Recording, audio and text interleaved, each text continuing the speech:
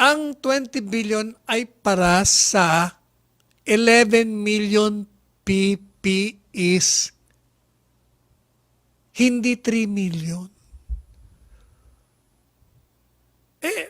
Kung yung ba, yung editorial ng, kung hindi ako nagkakamali, Inquirer na naman yan. Itong Inquirer, mahilig kasi itong, at saka yung ibang dyaryo din, may mga kolumnistang bumanat. Yung Rappler, lalo na. In fact, Rappler yata nagsimula na naman ito eh. But before anything else, please don't forget to like, comment, share, and subscribe. Hit the notification bell so that you don't miss any uploads in the future. Without further ado, let's get on into the video. Statement of NTF against COVID-19 Chief Implementer Carlito G. Galvez Jr. on the purchase of 20 billion pesos worth of PPEs. This is in response to separate articles which came out in two publications, both focused on the national government's ongoing procurement of personal protective equipment. The first one is a news story published by Rappler on May 9, 2020, entitled Galvez, Government Procures 3 million PPE sets worth 20 billion pesos for June to August. The second article is an editorial piece which came out in the Philippine Daily Inquirer on May 13, 2020, entitled Ripoff? I would like to call on Rappler and the Philippine Daily Inquirer to review the transcripts of my May 9 interview to set the record straight and put things in proper context. In fact, I am planning to take legal action against these media outlets if these issues are not clarified. As the chief implementer of the National Action Plan on COVID-19, I would like to put on record that the 20 billion pesos I mentioned during the May 9 interview in Davao City is not for the purchase of 3 million sets of personal protective equipment alone, but for 11 million complete PPE sets.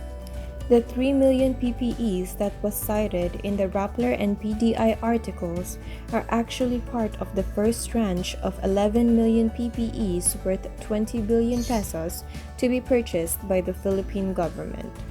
The 3 million PPEs are being stockpiled for the months of June up to August this year. As I explained during the interview, the other remaining PPEs to be purchased under the 20 billion pesos budget is part of the government's effort to stockpile PPEs and other essential medical supplies and equipment until 2021. The price of a complete PPE set is around 1,818 pesos, way below from the 6,667 price cited by the Philippine Daily Inquirer in their editorial. These PPEs are of level 4 quality. They include a medical-grade PPE suit, military-grade goggles, a face mask, and shoe and head covers which are designed to provide full protection to our medical frontliners. These are the same suits that the government earlier gave to the medical staff of the Philippine General Hospital, who said that they are very comfortable and safe. The procurement of these 3 million PPEs is already in the pipeline under the program of the Department of Health through the procurement service of the Department of Budget and Management. As we know, there is a shortage of PPEs in the global market, and common sense dictates that it is simply impossible and too risky to outsource 11 million PPEs worth 20 billion pesos from a single supplier on a single transaction. These PPEs will be sourced through a combination of purchases, both from international manufacturers and local producers. Finally, a message to the Philippine Daily Inquirer. During my younger days, I held your paper in high regard. However, in recent years, I and other colleagues started to lose faith and respect in your publication. Why, you may say?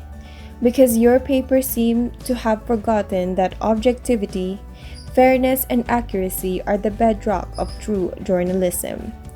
With the editorial I cited, You have not only failed to live up to your slogan, but have resorted to sensationalism and tabloid journalism. Through all the years I served in the military and as a public servant, I have always treasured honor and moral integrity. As I often said, a man without honor is dead.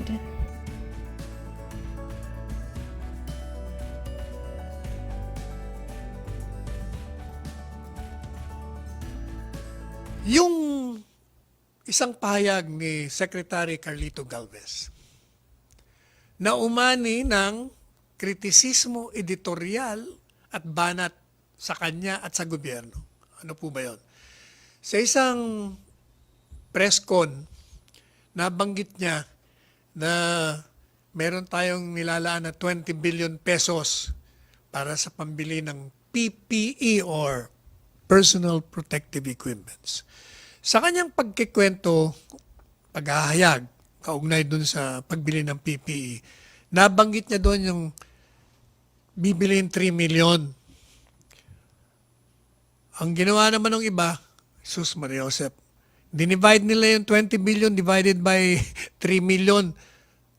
Ibig daw sabihin, lumalabas, 6,600 plus ang bawat isang kumpletong set. Samantalang nun daw, in-announce na may 3 ng DOH na ang binibili nila ay mga 1,200 plus. Nagre-reklamo na dahil ito daw si BP Lenny may nabiling 400 pesos kumpleto na ang set. Pero sabi ng DOH noon, ay hindi, yung binili naming 1 to talagang ano yun. Kung baga, materialis puertes, kumpleto yun. Mula sa headgear, footgear, goggles, protective gown, face shield, pati N95, kumpleto yon. Noon daw, nagre-reklamo na, they're already complaining.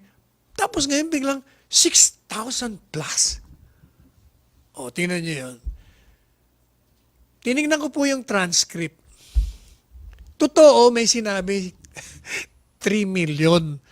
Pero ang hindi iniintindi ng mga nagbasa ng transcript, meron siyang sinasabi na merong budget ng 20 billion para sa mga PPE. Madalit sabi, anong lumabas? Pagkatapos binira ng binira, yung pala, ang 20 billion ay para sa 11 million PPEs. Hindi 3 million.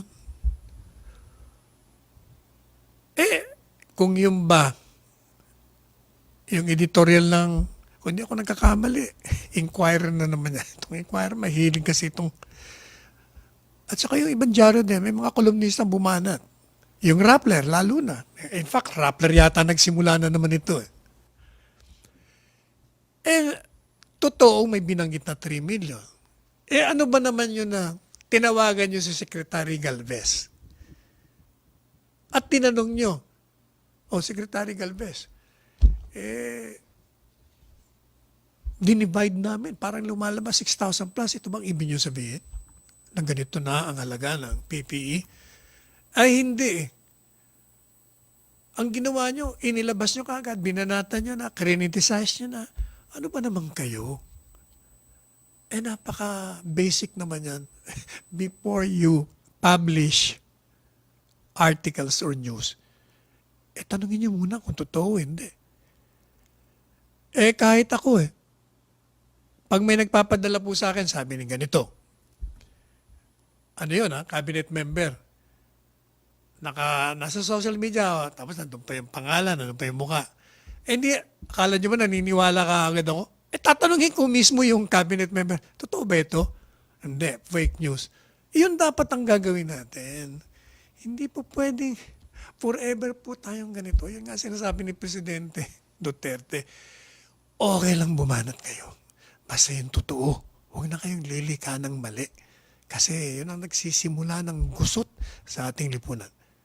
Malinaw sa pahayag na ito na ayon sa National Task Force COVID-19 Chief Implementer na si Carlito G. Galvez Jr., sinimulan na nila ang pag-iipon ng 11 million PPE sets na nagkakahalagang 20 billion pesos. Nakalkulang ito ay tatagal hanggang 2021.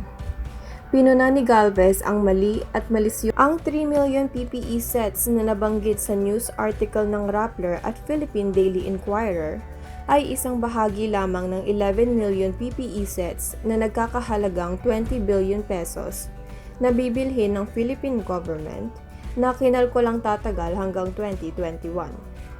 Ang 3 million PPE sets na ito ay kinalkulang tatagal mula Hunyo hanggang Agosto lamang. Ayon sa editorial ng Philippine Daily Inquirer, ang halaga ng isang PPE set ay 6,667 pesos na pinamalian agad ni Galvez dahil sa malayong-malayong ito sa totoong halaga ng bawat set na 1,818 pesos lamang.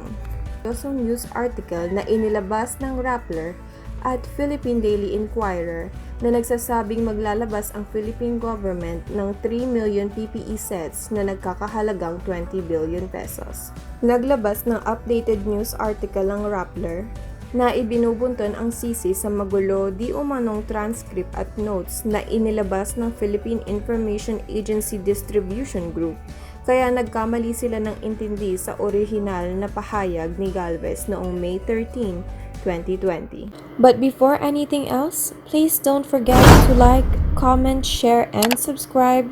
Hit the notification bell so that you don't miss any uploads in the future.